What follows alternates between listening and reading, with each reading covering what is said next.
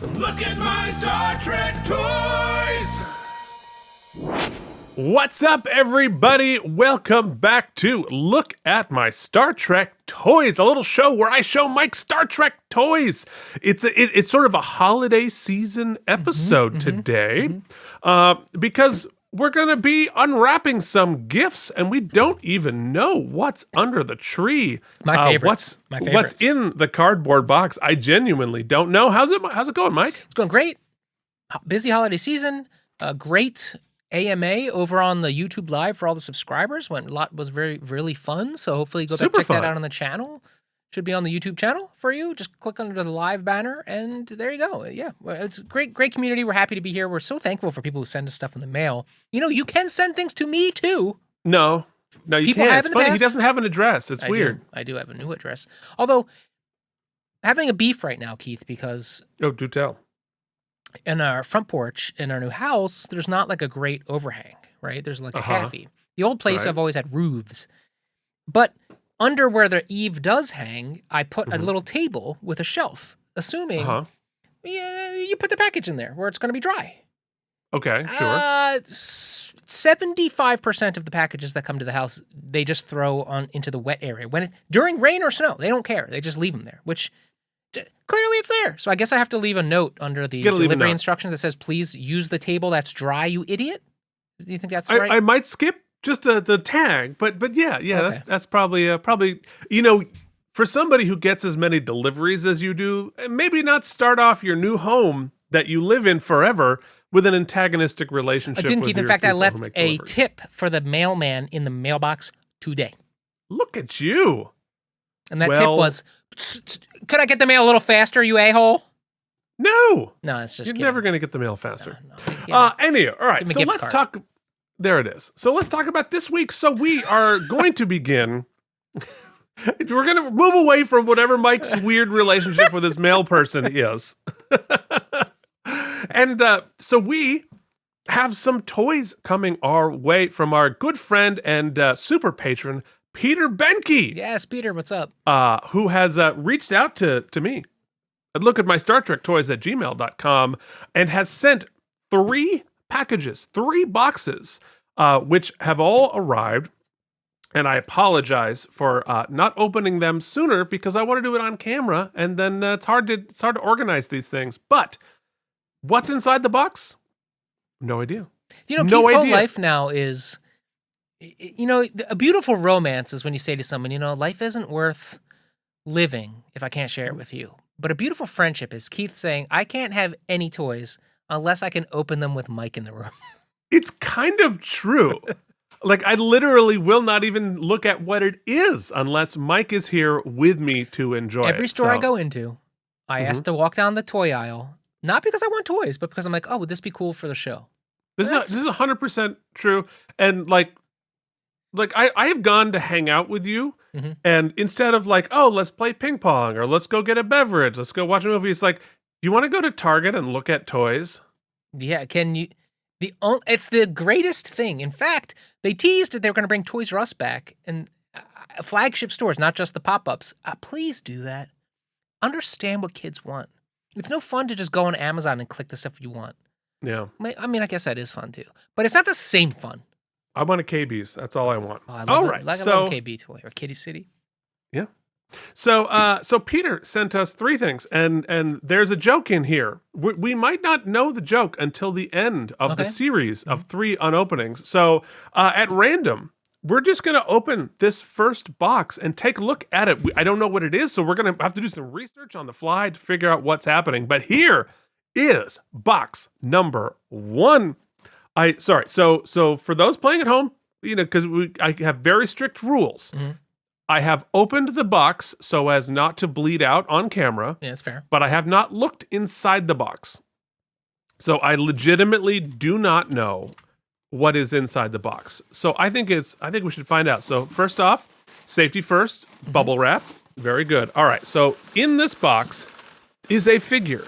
I can feel it is a figure in its container. I'm going to open it up and take a look. I'm not looking at it. Oh, it's the Gorn. It's the Gorn. Holy crap. All right, so this is an Art Asylum Gorn. That's cool. Look at that. Very cool. So this is original series Wave 3 from Art Asylum. Ooh, this is a really cool one. All right, so this is from 2004. Wow, I don't know how you found this. So this is 2004 Art Asylum. So they put out some original series fun stuff. Oh my God, look at the. All right, so let's first off take a look at the packaging. Here is what they have done. Ooh, Battle Ravaged Kirk. I didn't even know these existed. And look at the action sequences they have made. That's cool. With. This is how you sell toys. You know, that reminds me, we have to go back to, we have to do another photography episode. Yes, we do. Those are cool. Because that is super, super cool. It's also saying they have a Picard and they have an 18-inch Enterprise E. Ooh, I got to get my hands on that. It's not the size of the Enterprise, Keith. It's the phaser array. Sure. That's, I'm going to leave it right there. Glad it's not the D. I love the font choice there, too. It's very like, this is a toy. This is awesome. I don't know how I feel about the copy. Well, back to a time where men were men, women were women, and aliens were green. I don't know if I can get behind that copy. Let me give you a full read. Back to a time where men were men. Boldly go. Back to a time where men were men, women were women, and aliens were green. Battle Ravaged Kirk is pretty awesome. That is oddly, like, weirdly homophobic. I don't know why that's there, but okay. I think it's so be it. I'm not going to sit here and defend it. All right, so let's take a look at the front. These are great great packaging here. That's cool looking too. What a cool figure. Super, super cool. So and much less cheesy than the actual thing. Oh yeah, well, I'll have to go grab the Playmates one. We can look at them side by side. So we have. I like this image here because they sort of took the look of the motion picture, but they took screenshots or pictures from the original series and moved it in there. It's got some choking hazards here with Spike and Universal Translator. I'm excited. All right, I'm gonna break in. I know there might be some folks cringing, but you know, it's what we do here on the internet. So we open the figures so you don't have to open yours. You know, there's so many unboxing videos of like people with white gloves that do it very ASMR, and ours is more of a brute force approach where Keith just shreds it with his bare hands. Yeah, it's more of the impatience approach. Do you want to watch an 8-year-old open your toys? That's what you're getting here. You want to watch a very husky 8-year-old with a glandular issue. Glandular. There you go. We broke that down at the granular level. All right, so seatbelts, old timey Playmates style seatbelts here on this. So let's. Oh, and it comes with the Pog, the challenge coin or whatever it is that we get from Art Asylum stuff. Now we still have to open the T'Pol set there. That's really gonna make people cringe. You know, my mom's neurodivergence, all of these twisty ties, like for bread or for toys, I guess she doesn't open a lot of toys, but like these little seatbelt type thingies, I mean, those are instant throwaways for you, right? Yeah. Yeah, my mom keeps them, all of them. Really? In case she wants to do some like wire management, but she doesn't, right? She doesn't actually use them. She just collects them. Oh, see, I'm a zip tie guy. Yeah. With I'm gonna put a curtain in front of it and don't pay attention. Well, I also put them. I've got those plastic wire channels. Because for I just drilled through the wall and ran everything back there with a magnet. Oh, I did that too. I mean, the best part about having your own basement and having actually some pretty nice looking, but it's wood paneling. I can just drill in anywhere I want. It's nice. It's awesome. All right, it's all drywall down here. So, oh yeah, that's harder. Look at that. All right, that's cool. It's really cool. The Gorn is jacked. All right, so let's get these choking hazards out so I don't lose them. So we have a Spike and a Universal Translator. Some would say it's a shiv. It's a shiv. Yes, exactly. It's a Kirk shiv. Mm-hmm. So if you're looking to shiv Kirk in the 7-inch scale, here you go. This is these Art Asylum figures are great. I need more shelf space. I need another house, I think is what I need. That's fair. All right, so let us get into the Gorn. All right, let's clear, so we have a nice clear space here.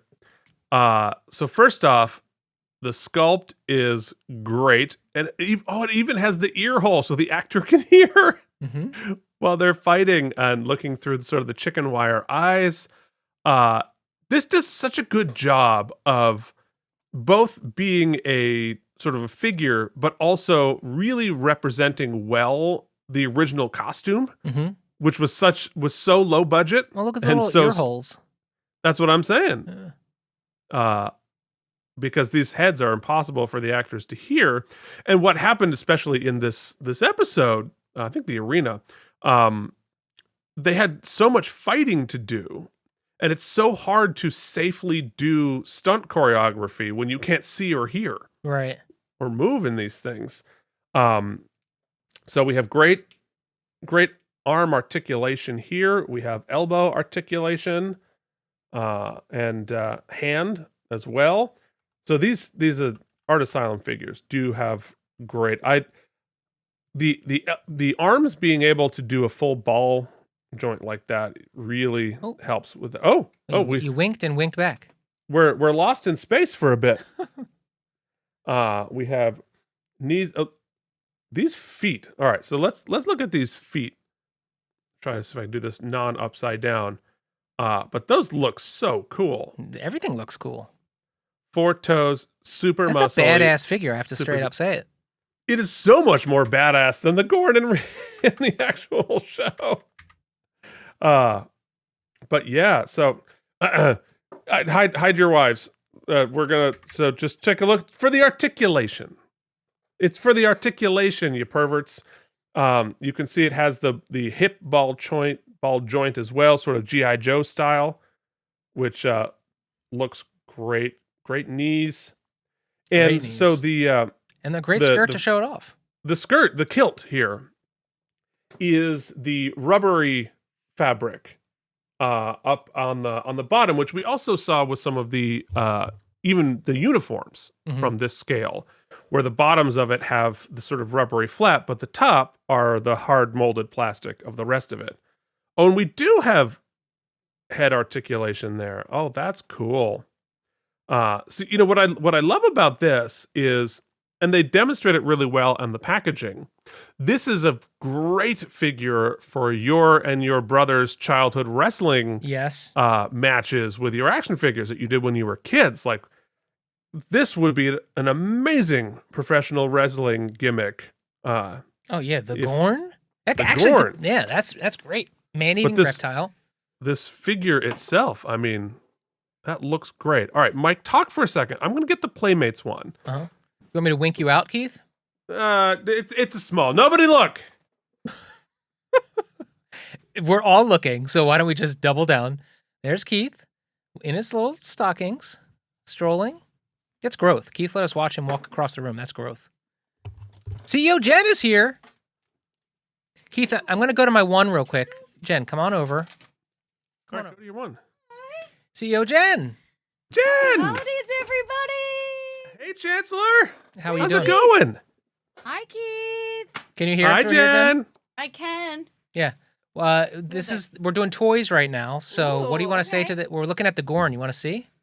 The Gorn. Take a look at the Gorn. That sounds exciting. Could you just kneel down a little bit so it's not just your weird chin and...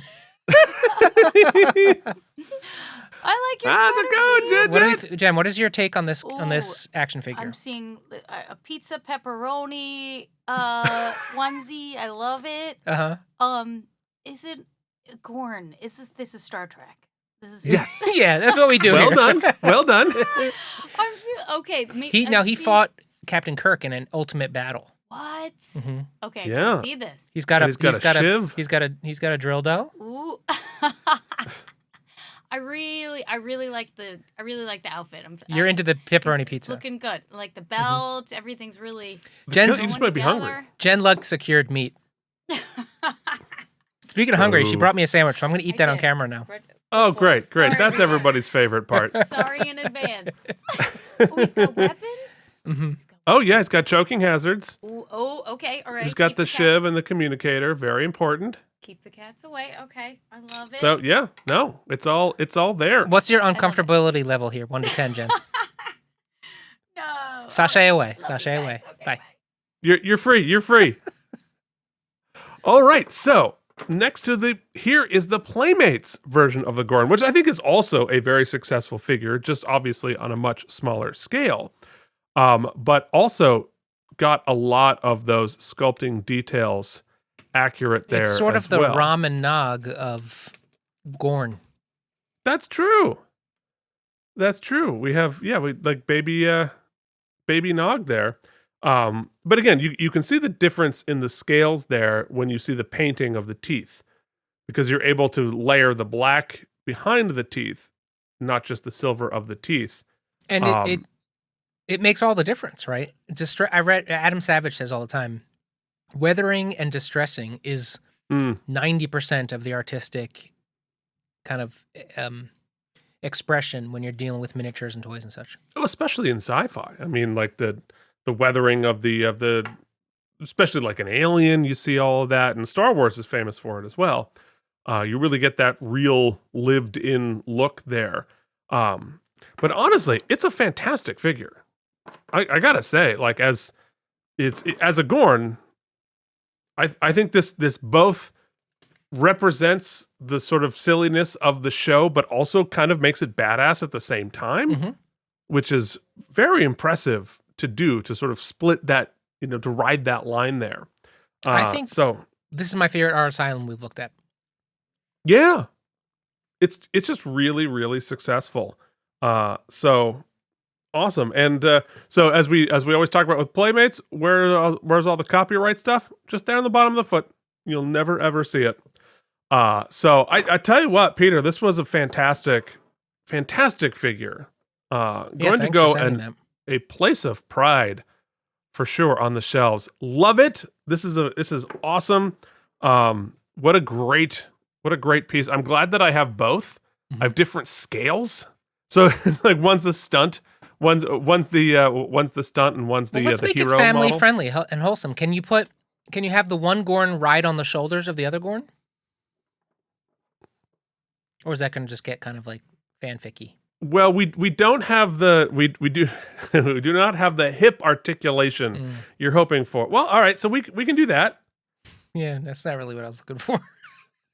Well, it's not going to work. The weird pervy thing you wanted isn't going to happen, Mike. I'm sorry. I wanted to we're at Disney World as a family type of vibe. We can go this way. There you go. We should just stop. Oh, we got to bail out of this. Peter's never going to send us anything again. All right, so thank you so much, Peter Behnke, for sending this. This is fantastic. Really love this figure. Awesome. Really cool. Going to be super fun. And so next week, we're going to open up another one. I don't know what it is, but if it's half as cool as this one, it's going to be awesome. So if you would like to reach us, you can reach us at lookatmystartrektoys@gmail.com. You can also join our Patreon at patreon.com/KandM and get all sorts of fun bonus stuff and join the really cool community folks we have there. And maybe join the Patron Hall of Fame. Stick around long enough. So could be super fun. So thank you, everybody, for watching. We'll see you back next week with another episode of... I'm not going to know where the button is. Where's the button? Oh, God, we ruined it.